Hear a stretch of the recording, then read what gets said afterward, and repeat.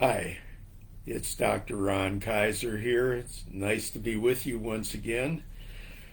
If my memory serves me correctly, not sure that it does, but if I go back a few decades ago, I think there is only one class throughout my college and graduate school career in which I took an incomplete.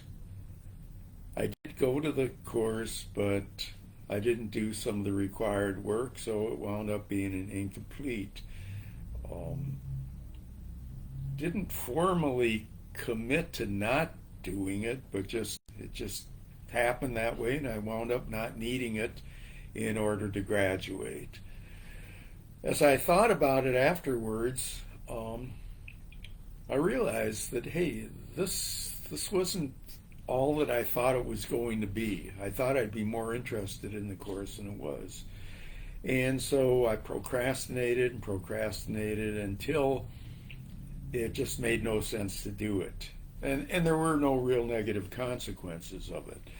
So I don't know, I got to thinking about it and about some of the other obligations over time that I've made some semi commitments to that I haven't really enjoyed. And I think one of the things that's real important to recognize is when we take on responsibilities or assignments or just volunteer to do some things that don't particularly interest us, but we're meeting somebody else's needs, then we might be having second thoughts about how we can be successful at it.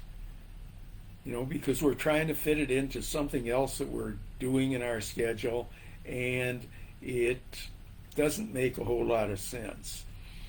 So I thought that I would kind of do this video to give people permission to recognize that sometimes you can cut your losses by saying, hey, I made a mistake. And if it doesn't impact negatively on somebody else's rights, or if you're not resulting in somebody being worse off because of it, then sometimes it's okay to say, hey, this isn't procrastination. I just don't want to do it. I know that many times I've talked about the importance of sticking with something, of persevering, and so on, but that implies that you want to do it, that it's meaningful, and that you're not impacting on somebody else's rights by stopping to do it. The most preferable thing to do is to not take on that responsibility at the beginning, and I think that's an important thing that we have to look at. But sometimes, whether it's a class, whether it's a project that we take on, whether it's something that seems like it's going to be interesting, and then it turns out not to be, then it may not be all that bad to say, hey, I don't want to do this. Now, I can try and force myself to try and do it, in which case I probably will procrastinate, and I think you'll find the same thing too.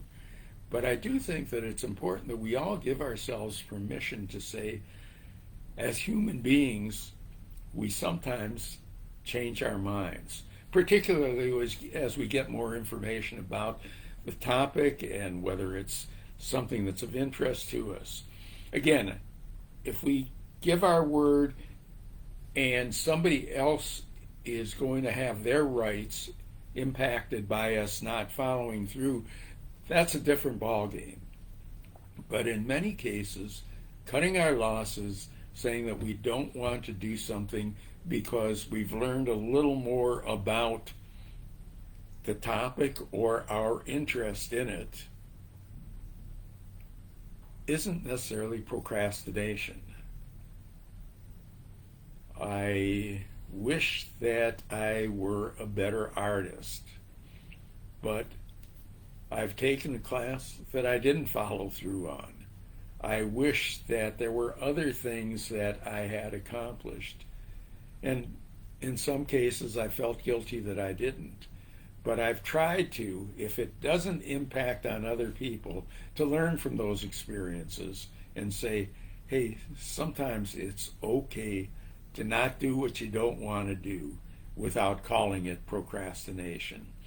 Think about it. Let me know what you think, and be back next time.